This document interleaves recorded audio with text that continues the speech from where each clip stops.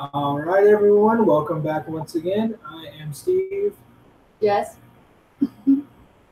Back. All right, and we are the Tourney Junkies. Definitely check out the site after the video or during the video, whenever you want. I'm not gonna tell you. But check out the site, tourneyjunkies.com. Check out all the stuff there. Check a vote, all that. Same thing I say every week, basically. Vote.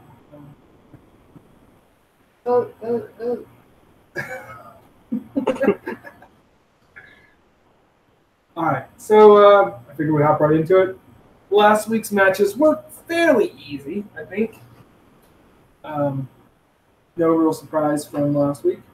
On the good side, the Preacher was able to defeat the Subterranean Hunter, I guess? Or did we determine he's some kind of exterminator? There we go. Like apparently put this guy's problems. Either way, Jesse Custer beats Dig Dug, so Jesse Custer advances. And then on the villain side of things, the head of the Foot Clan beat the head of Spectre. Shredder defeats Blofeld. That's what happens when you have turtles around now. Yeah. Piranhas didn't bother him, so they were turtles. Blofeld had turtles. Shredder was screwed. But no, Piranhas aren't a problem.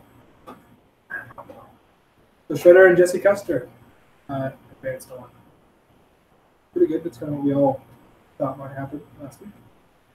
And we will hop right into it, I guess. Plus, heroes match, Princess. The heroes match is Ben from George Romero's Night of the Living Dead versus Spider-Man of Marvel Comics. I think everybody should know who that is. He's Spider-Man. If you don't know that, then, after this video, we'll pick up a book. How many books do you think? You think like Treasure Island just randomly talks about Spider-Man or Harry Potter? Everything ends up going back to Spider-Man? Walk under the rock that you're living under if you don't know who Spider-Man is. Watch a movie, watch a show, read a comic, He's Spider-Man. Nonetheless. The match is on the airship and they have bios. Of course. They give the other people. You give them bios usually. Do something with bios. So, all right. I guess I'll go ahead and start since Ben's mine. Ben is, of course, one of the, if maybe the most famous zombie protagonist. He's kind of got competition now from the other zombie protagonists from our tournament, Rick Grimes and honestly even Daryl Dixon, or Sean. But Ben did it first. In that he's from what is widely considered the first real zombie.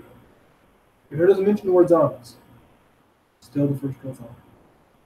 And before that, zombies were all from voodoo and all that. This is the first one where it was like radiation or a plague or whatever, and it causes mass zombie. Anyway, Ben, not much is known about his history because the movie doesn't really delve into that. It doesn't care about backstory. But he happens to be at a truck stop when he realizes the dead are rising.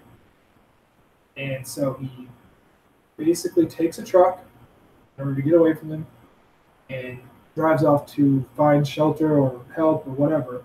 Ends up at this farmhouse where he meets up with Barbara, who's kind of a catatonic survivor of an earlier zombie attack, and some other people who were hiding in the basement of this farmhouse.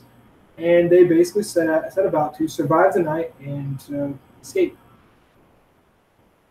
Standard zombie protagonist things.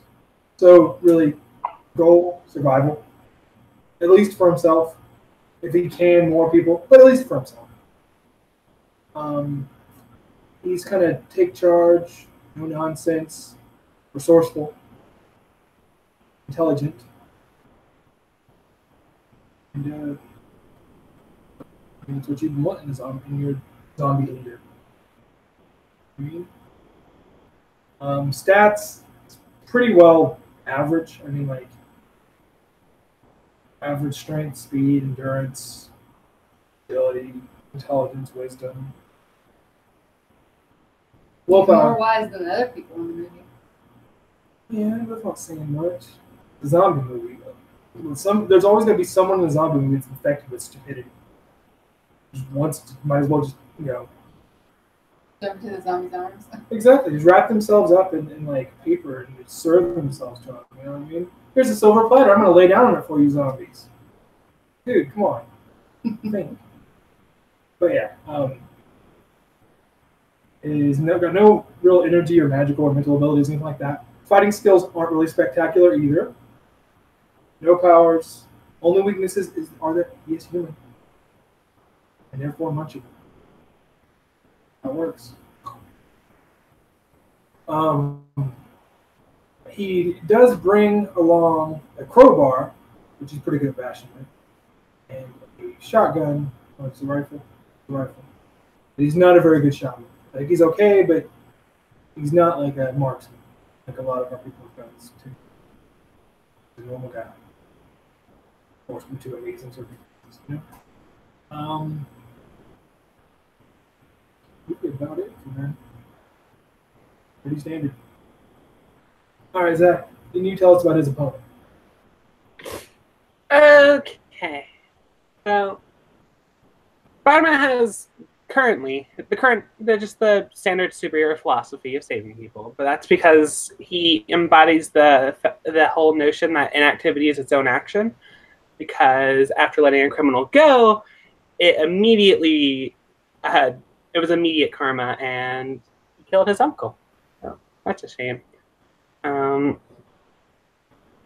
When Peter Parker is it a field trip? I don't remember exactly what it is, but he gets bit by a spider. Could go more into origin, but bit by a spider, gained superpowers, not webs. So I don't.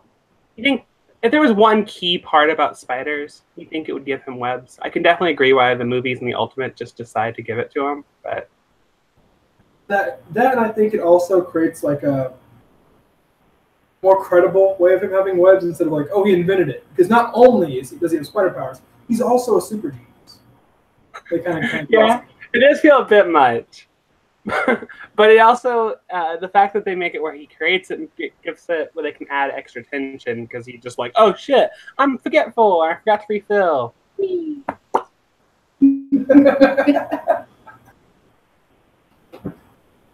But, okay, and then standard powers are like he's class 10 strength, which means he can lift 10 tons. Though he doesn't really use that as his main fighting style, he mainly uses his agility, which is also ridiculously advanced. He's super hard to hit because he has spider sense. Fighting skills aren't amazing, but like he was a wrestler, so he uses some of that. But mostly it's just him using his advanced agility. Be faster than everyone. He doesn't get impact webs. I don't think that's a thing. No. He just gets normal webs. So primarily used for mobility. He can web people up, but primarily uses that to detain people like after he's already beaten them. So, which I guess Ben's normal, so he would probably do it to him pretty quickly. But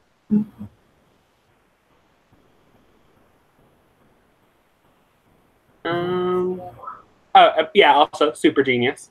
Can invent stuff. Because this is that version. So, easily made up with a nice compound to carry a full person's weight and can swing around constantly. Which is weird, because if you could invent that, you feel like you'd give that to a lot more people. It'd be very useful. Imagine if every firefighter could just web sling. But, so. Anyway. Not only something that's strong enough to be able to hold multiple people, but then it dissolves after an hour too. So like, otherwise there'd be webs all over New York. There's like no mess, yeah. So it's like perfect if like cops wanted to use that instead of tasers. Sure. You just web people up and then be like, oh well, then we drag them down to the station. A couple hours they dissolve and you're all good. Guy's not going nowhere. Yeah, it seems like it'd be good for literally almost everyone. It'd be amazing, but you just sell it on the just sell it at stores. It's like, man, have a drink. Done. Easy. Simple. Yeah, I can see you two doing that. Just like one of pop. Like, I'd be good enough to do it too. I'll work it out. Do it for the next one. I can see y'all trying to do it with an open pop can or something and then spilling it everywhere. Ours. Yes, I think you are selling Spidey's fighting skills short. He is definitely up there. I mean, I know a lot of it is helped out by his spider sense and all that. Yeah, not being able to be hit because you can sense people's punches doesn't make you a good fighter. I don't feel like he's an amazing fighter. Like he doesn't fight versus anyone else who's a really good fighter. But like Kraven kicks the shit out of him almost. It's just a straight punching. I think it's when Spidey was sick, mind you. You're talking about Kraven's last hunt. I don't care. Kraven's technically human, isn't he? Enhanced immensely. He's got superhuman strength and agility and speed and endurance. Isn't that like heart shape or like the herb he ate while he was in Africa? Yeah, but isn't that peak human? Is it actually superhuman? It's actually superhuman. Like he's every bit as strong as the Black Panther. Right at that level. I don't know how strong the Black Panther is. So like slightly stronger than human, like above peak human still. I don't know. Kraven may even be above that, like because Kraven is normally portrayed as strong as Spidey, which, as you know, is not. Like it's never like they go to arm wrestle and Spidey just whoops him. Like, come on. But anyway, in this particular battle, what do you think? On the airship with bios and all that. I think what Zach said earlier. Like I think you just web them up, then Yeah, disarm, but sounds about right. I used to dealing with street level people. you wouldn't want to hurt the guy. So do him. Yep. That's all it takes. It's not like Ben can get out of it. He doesn't have any superpowers. Pretty simple. All right. But I expect Spidey to go pretty far in the tournament. So that's good. You said that to get a smoothie advertisement. I'm not advertising anything. Other than that, I was like, damn, I kind of want to eat Eskimo Joe's now. Like, That's one of the places when we move back to Tulsa we're going to go. yeah. Not until they pay. We're going to censor that. Okay. So yeah, we're all in agreement then about Spidey. Alright, then let's get to the villains match then. The villains match is Plankton from SpongeBob versus Magneto from comics.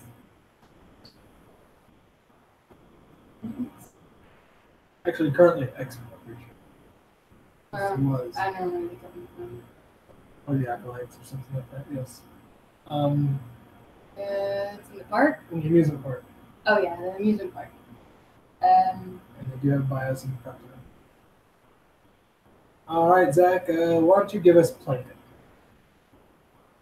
First of all, do we actually not have a park as one of our maps? Just a normal park? We have it as part of the city streets. Oh, okay. I guess that's what I was thinking. I was like, because I know I've drawn at least a couple of parks of some sort. I know there's one of the city streets. And they're really like, how is it that different from like the forest? Or like that, you know what I mean? Because they're like paths and there's people actually. People go to a park. No one goes to a forest. Nonetheless. But there is a park in the city streets. Okay. Well, Plankton just wants what he's owed. He helped Mr. Krabs make the perfect Krabby Patty. And he just wants his recognition and to have it back and to put him out of business, which makes it seem less morally acceptable to also crush your enemies, but that's all he really wants. I mean, yeah, you gotta figure the guy's gotten rich off of what they invented together. Yeah. And he's got nothing. Nope, just his chum.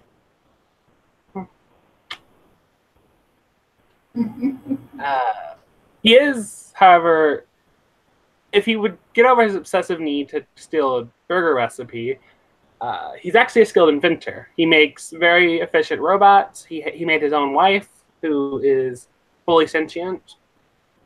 Arguably, definitely more wise than pretty much anyone else in the show. By far the wisest. That's maybe Squidward, but Squidward's also dumb sometimes. So.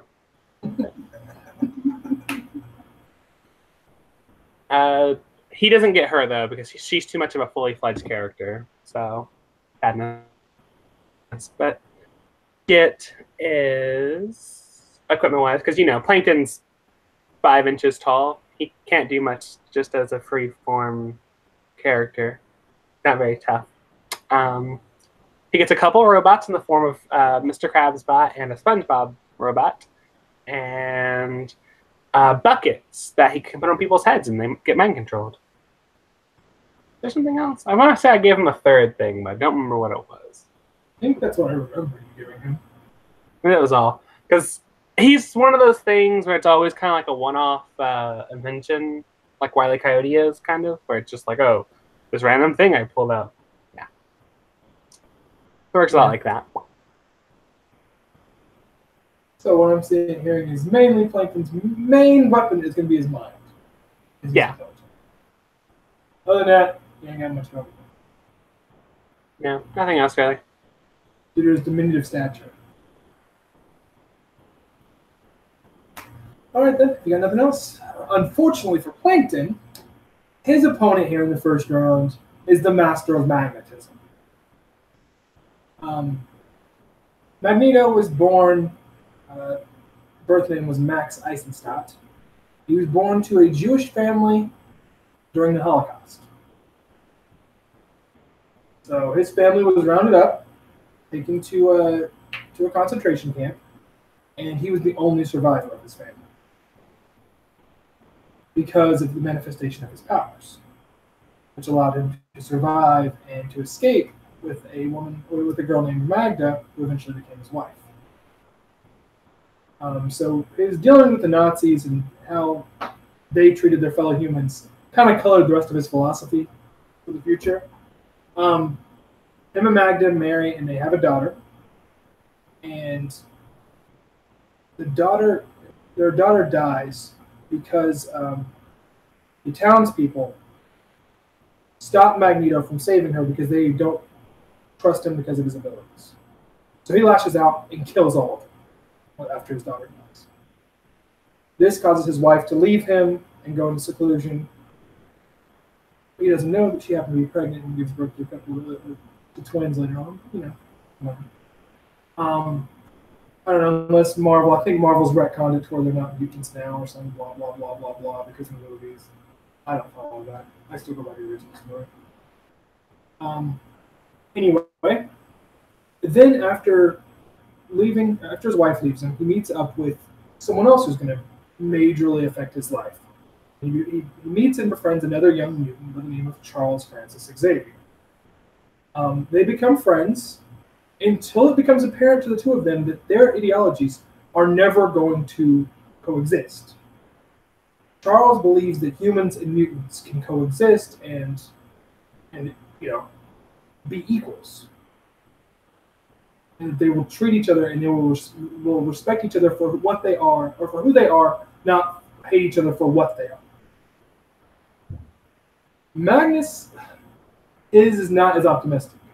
He believes that the only way that there can be peaceful coexistence between humans and mutants is if mutants rule over humans. Because as long as humans are either at the same level or above, they're going to dislike mutants, and they're going to hate them, and they're going to do everything they can to oppress them.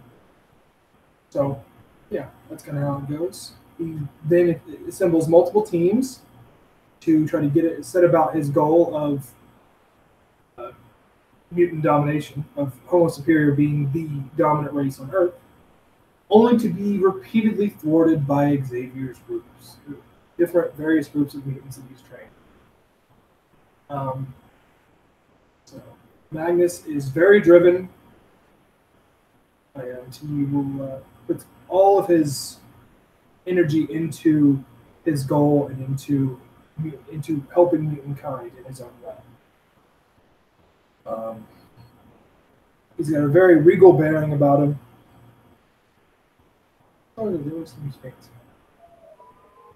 And stat-wise, even though he doesn't really need the stats so much, his strength, endurance, and even speed and agility are close to peak human, despite being the age he is. Still works out. His intelligence is very high. It's far above average. Along with wisdom, most of the time, he's above average. Willpower is kind of through the roof. He will not be stopped, no matter what. No mental or magical abilities, but at least offensively. But he does have amazing energy abilities, and he can alter magnetic fields on a grand scale. So much that he can alter the entire magnetic fields and reverse the polarity of the poles of Earth. If you want to try that.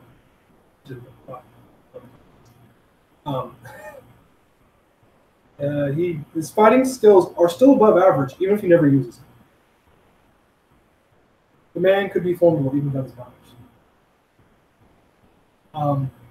Power-wise, he uses his manipulation of magnetic fields to move matter that's not even just metallic anymore. It's almost like telekinesis. He can create force fields. He can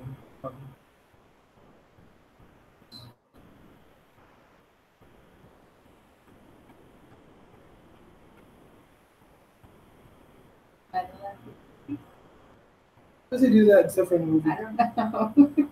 I don't even know. Wait, does he do what? Can you pull the iron? I need to. Can you pull the iron out of the blood? I thought that was only just in the movie. I feel like I should have done more research. I know I wrote this down. You can also use it, well, yeah, to fly, for instance. You can also build complex machinery out of it, not just so he can use it to assemble machines. He can encase other people in metal. He can also generate electromagnetic pulses, which can be devastating for electronics. He can also alter gravity. He can teleport by going through wormholes. He can interfere with psychic abilities. And he has a very high resistance to mental attacks. Having to deal with like the most powerful telepath on the planet, as his archenemy, he's kind of developed, a resistance to that. That was only because of his helmet. The helmet helps, but even without the helmet, he's still resistant. But the helmet is like the only weapon he has, and it just increases his defense. So basically, at that point, it's like Juggernaut's helmet. You can't even get in there. He's immune. It makes him basically immune to mental attacks. Except he's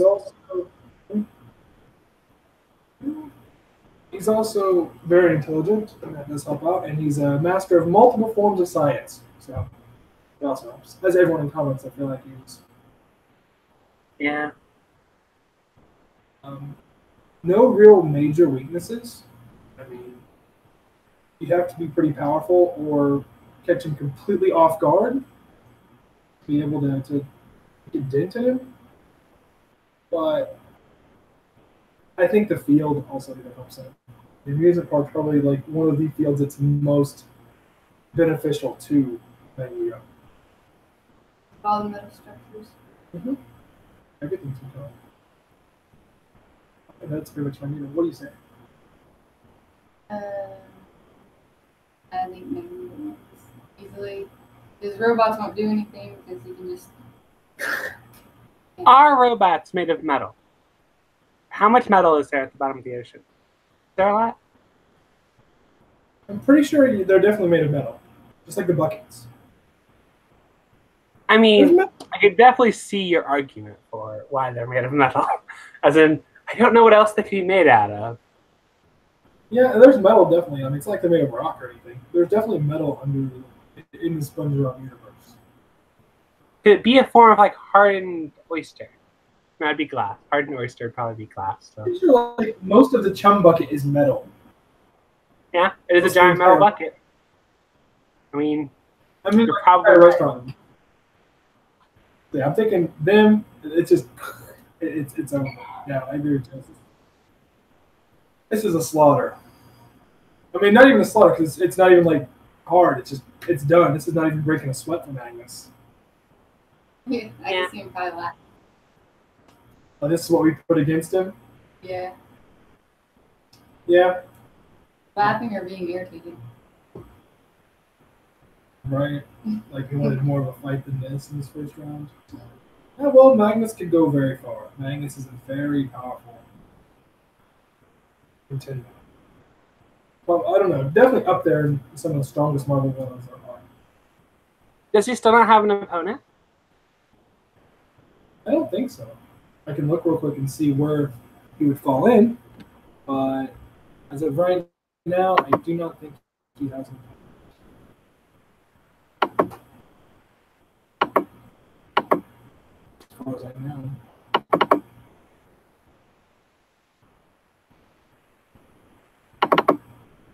I don't think anybody in the villains is fighting anybody yet.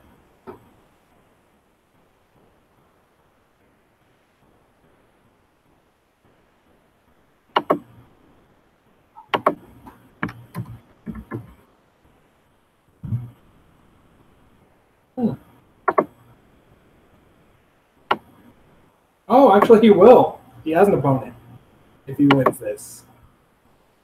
And it's a DC villain. But Huh? I think we've all agreed. Oh yeah, people can vote. Yeah. Who's Do fighting? y'all remember? Huh? Do y'all remember who beat Hachi Mishima? Oh yeah. Yeah, that's his opponent. I think Deathstroke could win this. No, he can't. You don't think so? Deathstroke cannot beat Magnus. I'm sorry. So, When your main weapon, huh? I give you his main weapon, stealth. One clean shot, Magnus is still able to die like a normal human. That's true, but I just don't. He doesn't I have think no it'll. spidey sense. So Was he like? Are you talking about guns or? Yeah. Maybe he was not expecting it. Normally does have. I don't feel like Magnus has a ridiculously fast reaction time. Not fast enough to catch bullets. Although he may come into the fight with his field up, which would kind of screw you. I think prep time is kind of a big thing in this, and the map itself. Certain maps are going to lend themselves well to stealth. Certain ones won't. The map doesn't lend themselves well to stealth. Or the lava field. Okay, lava doesn't. And some are better for Magneto, some are not. Yeah, if Magnus gets the amusement park again, I'm pretty sure The amusement park are plenty of awesome places for him just to fucking sit up and snipe. I'm still saying this will be a fight. It's not conventionally the best fight I would think of, but it's pretty good. And, I mean, you do introduce a new theory there. Possible. Our Marvel versus DC so far. Our only two matches that we have made up so far. That's cool. That is pretty cool, isn't it? Well, that one's not made up yet. I mean, it could be Plankton versus Deathstroke. Which I would also go for. I'm going for Deathstroke to go on to the third round. That's what I'm betting on. I definitely got that on the slate. So, yeah. But I think we're all in agreement then about Magnus beating Plankton. It's pretty simple. So, whether you agree or not, definitely head over to the site, TourneyJunkies.com, and vote on these matches. Make your voice heard. Help us decide. These polls will actually close tomorrow night at midnight. We'll have our new matches post. New matches, kind of interesting. I'll say that much. On the hero side of things, it is between Natu Dragneel, Salamander, and main character-ish of the Fairy Tail anime against Clarice Starling, FBI trainee and heroine of Silence of the Lambs. And on the villain side of things is between the Revenant Ninja Scorpion from Mortal Kombat games, and his opponent is the Lord of Apocalypse, Darkseid. So yeah, that should be fun. We have 2 people that use fire.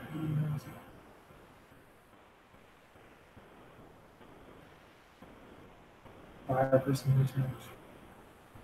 And we will be back to discuss those matches and give you the results of everything on Sunday. And I think we're shooting for around 3 o'clock.